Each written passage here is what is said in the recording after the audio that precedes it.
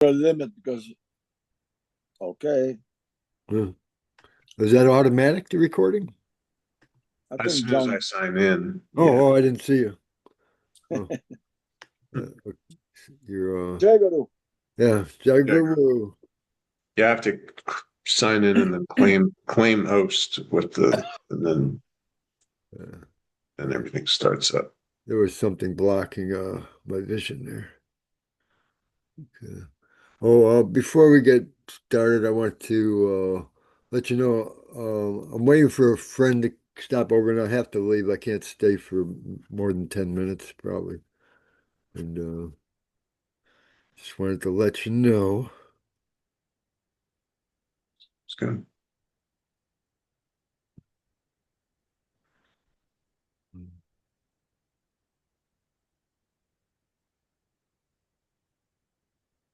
So maybe you can have a nice, selfless time without me, without myself around. But I'm getting, I don't know. I guess it's silly to call it more selfless, but I'm getting, it just keeps coming on gradually. The layers keep removing gradually,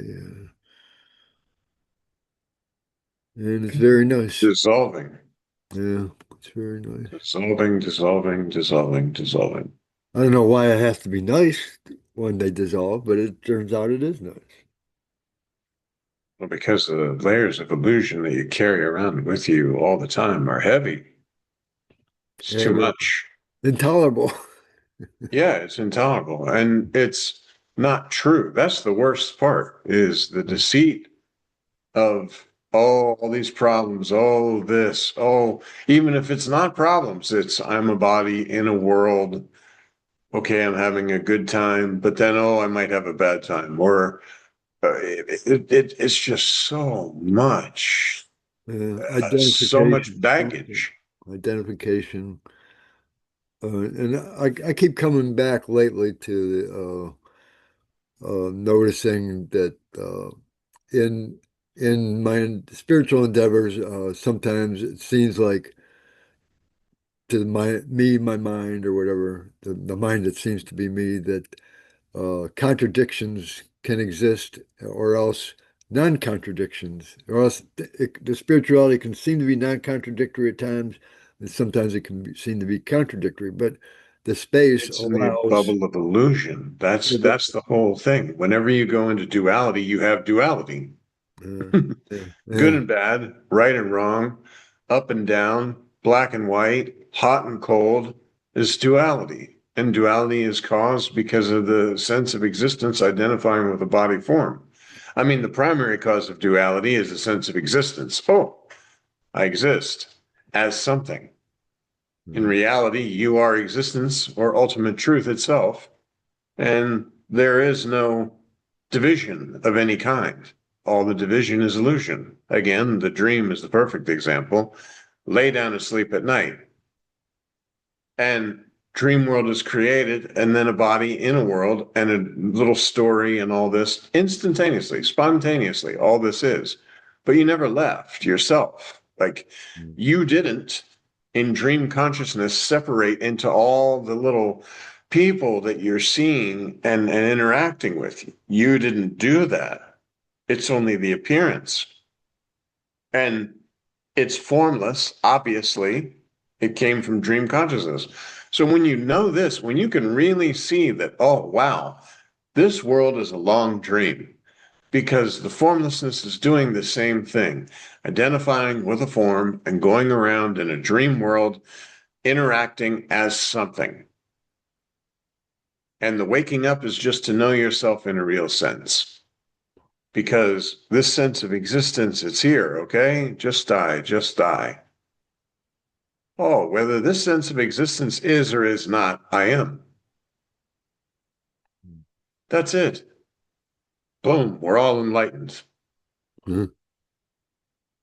And that's why Maharaj says you're already enlightened. You're just not paying attention to the enlightened state. You're paying attention to all the illusion. And of course, when you say, it's these layers of illusion, as they're dissolving, you feel good because picture this. You're dragging your dead body around everywhere with you. I have to go to work, so let me drag this dead body. Seriously. And worse, then I have to protect this dead body. Oh, this guy is looking meanly at me, or someone at work is giving me a hard time. They're giving you this dead body that you've drug along, you sat it in your chair, and they're saying disparaging remarks to this dead body. And because you're identifying with it, you say, oh, this person is being disparaging to me. And they're also dragging that dead body around with them. And both the formlessness that you are, the selfless self, is interacting with itself in two separate dead bodies, saying one is disparaging the other one. So yes, as you begin to know yourself in a real sense, as Sri Ramakant Maharaj says, you go deeper and deeper in your selfless self, and there's joy, there's happiness. But it's not, you're just discovering. I like how he says that, discover, because it's like it's covering. You discover your own selfless self, because wrapped in layers of illusion. And yeah, layers of illusion is just too much. And you know this because you go on this quote spiritual journey, because life has to have something more than dragging around this dead body and all the body problems that come along with this dead body. And the nothing, sometimes I get a sense of like truly nothing. I don't know what to call it. You Uh, seriously, that's why in meditation there comes a point where when you're with your selfless self, it is a black hole. There's no mental activity to try and go outwards and say, oh, I wonder if this is it, or what does this mean, or what happens when I die. There is a black hole that's sucking in all of this. There's nothing. It's just nothing. Because it's that state prior to beingness. How do we know it's prior to beingness? Because beingness is like the only object in your awareness, basically. The sense of just I, the I am. That's why when the Nisargadatta Maharaj says, hold to the I am, it's the door, and it opens into the reality. Why? Because it's the knowledge, I exist. And this knowledge, I exist, is not true. It's the first part of duality. It's the first part of illusion, because that to whom this appearance has appeared is, and this appearance is just an appearance. But if you are identified with that dead body that you're dragging around, you want it to remain with you for as long as possible. This is why Sri Ramakant Maharaj talks about the ants. You pour some water and the ants run away because they know themselves in body.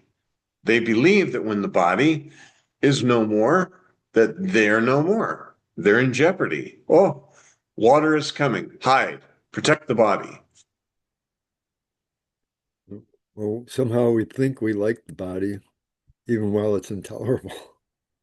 Body is available. So you use the body, do your job, do your duties, take care of your responsibilities. Tummy grumbles, go eat. You feel dry and parched, have some water or liquid. Take a shower so that you don't, get dirty and eventually like disease and stuff with your skin and all this. You take care of the body, but it's a dead body. So it's not really the body we like being ourselves. I You guess. like being alive. Mm. the aliveness, the sense of being alive, the sense of I exist. Only because you don't know yourself in a real sense as that existence itself prior to the knowledge of existence.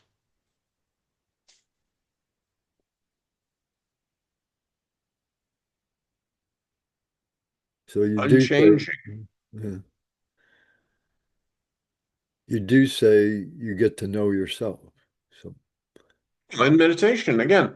And this is all of every disciple of Sri Ramakant Maharaj, Sri Navnath Maharaj, all should have been to the point where in meditation there's this subtle sense of presence. Whether we label this presence Holy Spirit, I am, presence, consciousness, whatever we want to label it, this is known. This brings peace because we're no longer concentrated on the body. We're now concentrated on this sense of presence. We take this identification with the body and transfer it sort of to this sense of presence. Oh, I am more like this sense of presence than this body. In doing so, we're outside of thought, world, body, mind, ego, intellect, all of that, because now it's just awareness of presence. But the longer that you, or I am, or Holy Spirit, whatever you want to call it. So the longer you're aware, this knowingness is, oh, there is awareness of the sense of existence. So therefore, if the sense of existence leaves, there is still an awareness, just nothing to be aware of.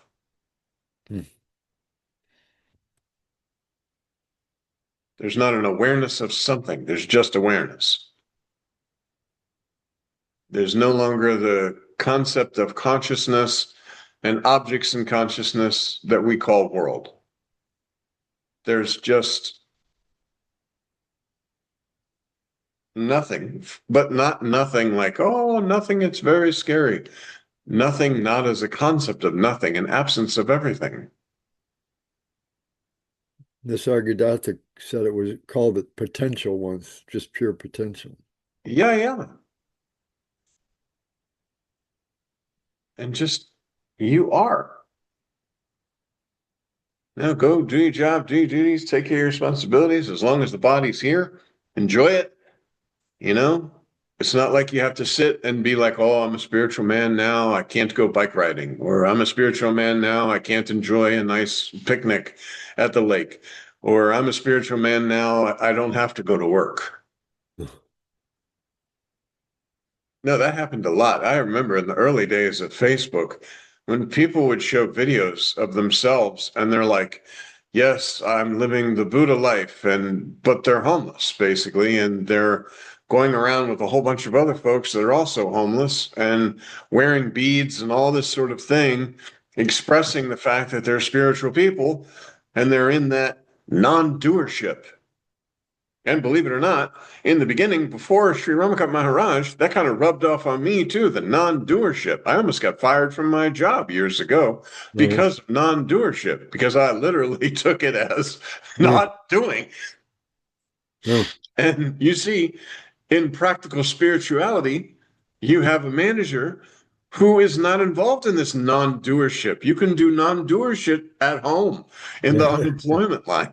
But when you're here in this office, there needs to be some doing. Yeah.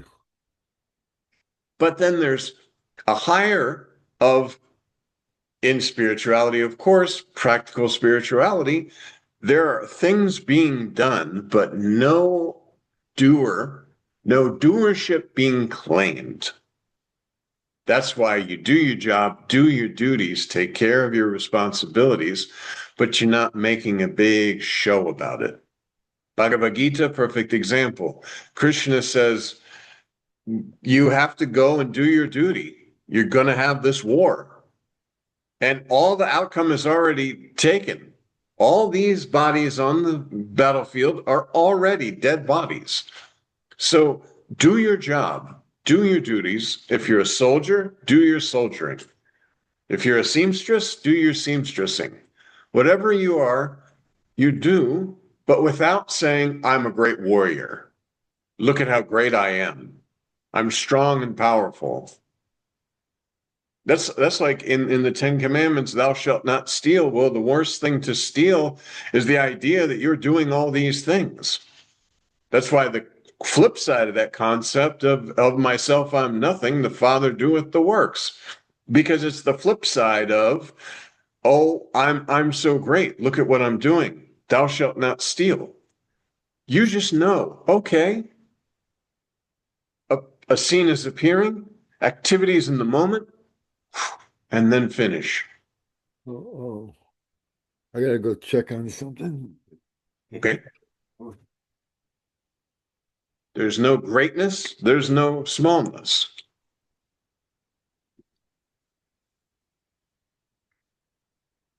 Because the one who takes credit for everything suffers the quote karma, the consequences.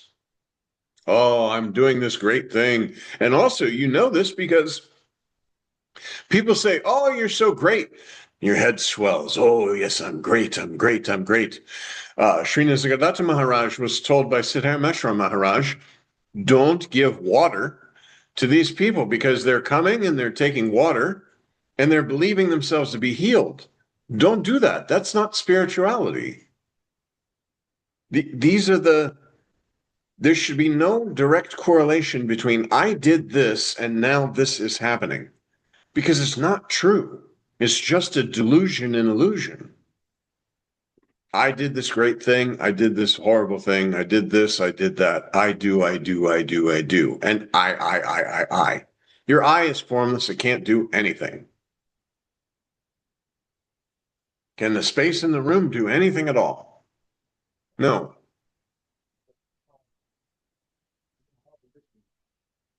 Yes, when body form is available, actions can be performed, but you are not the doer. You are formless. And again, we go right back to dream. That's why the correlation of dream, it's almost like you as the selfless self gave the like little secret to yourself. Hey, look, all this stuff that we think we're doing in the quote real world can be done in dream. It's formless. There's forms in dream. There's activities in dream. There's actions in dream. There's speaking in dream. There's many people in dream. There's a whole world in dream. But you wake up on the other side and none of it was true. So it automatically, you know, there is no deed, no doer. How could I have been swimming? I woke up, I'm not wet, and I'm not tired. There's no deed, no doer. And yet within the dream, you could say, I am swimming. And that would just be language. For lack of a better term, you're swimming, you're walking, you're talking. But you're not doing any of those things. And when you know yourself in a real sense, it is exactly the same. There appears to be walking, there appears to be talking, there appears to be swimming, there appears to be all these things, but it is not true. And the waking up is merely to know yourself in a real sense. You are that, and that is all there is. You are not body, you were not body, you're not going to remain the body. Body is not your identity. Invisible, anonymous, unidentified identity.